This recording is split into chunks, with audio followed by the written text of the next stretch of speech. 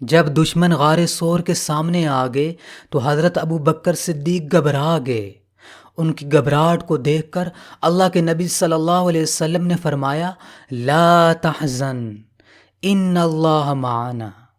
اے ابو بکر، گھبراتا کیوں ہے؟ غمگین کیوں ہوتا ہے؟ پریشان کیوں ہوتا ہے؟ ہمارے ساتھ تو اللہ ہے۔ اے ابو بکر، تیرے ساتھ اللہ کا محبوب ہے۔ میں جس کا کام کر رہا ہوں، جس کا پیغمبر ہوں، وہ ہماری حفاظت کرے گا، وہ ہمارے ساتھ ہے، غمگین مت ہونا۔ اللہ کے نبی نے اس وقت تسلی دی جب دشمن غار کے دروازے پہ تھا۔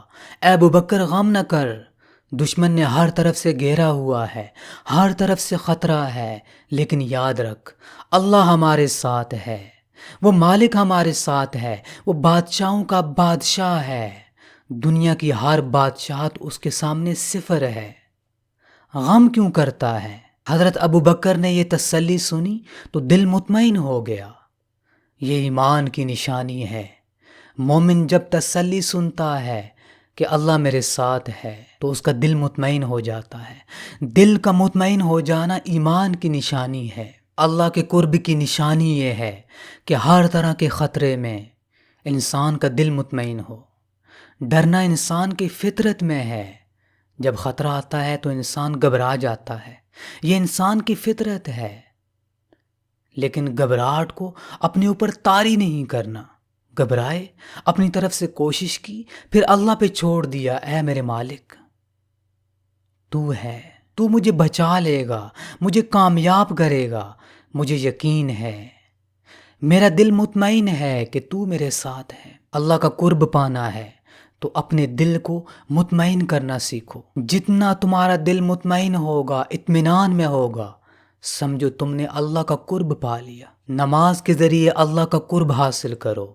جب انسان سجدے میں جاتا ہے تو اللہ کو بڑا پیار آتا ہے، بڑا لاڈ آتا ہے کہ دیکھو میرے بندے کو، اس نے اپنی پیشانی زمین پہ رکھ دی ہے، میرے سامنے جھک گیا ہے۔ اگر سجدے کرنے کے بعد، نمازیں پڑھنے کے بعد بھی دل کو اطمینان نصیب نہ ہو تو سمجھ جاؤ کہ ہماری نمازیں ایسی نہیں ہیں کہ فیصلے ہو سکیں۔ تمہاری نماز ایسی ہو کہ تمہیں دیکھ کر اللہ یاد آ جائے، تمہاری نماز ایسی ہو کہ برے اعمال چھوٹ جائیں۔ اللہ کے قرب کی نشانی کیا ہے؟ کہ انسان کو دیکھ کر اللہ یاد آ جائے کہ یہ اللہ والا ہے، دل بدل جائے، انسان کی کیفیت اور ہو جائے۔ نماز تو اللہ پر توکل سکھاتی ہے، یقین سکھاتی ہے، دل بدلتا ہے۔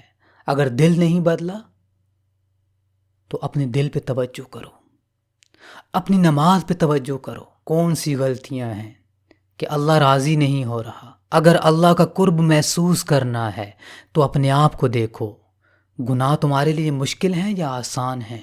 اگر گناہ کرنا مشکل ہو گئے ہیں تو سمجھ لو کہ اللہ کا قرب حاصل ہو گیا۔ اگر نیکی کرنا تمہارے لیے آسان ہو گیا ہے، تنہائی میں اللہ یاد آ جاتا ہے تو سمجھ لو کہ قرب مل گیا، سمجھ لو کہ اللہ راضی ہو گیا، تمہارا دل بدل گیا۔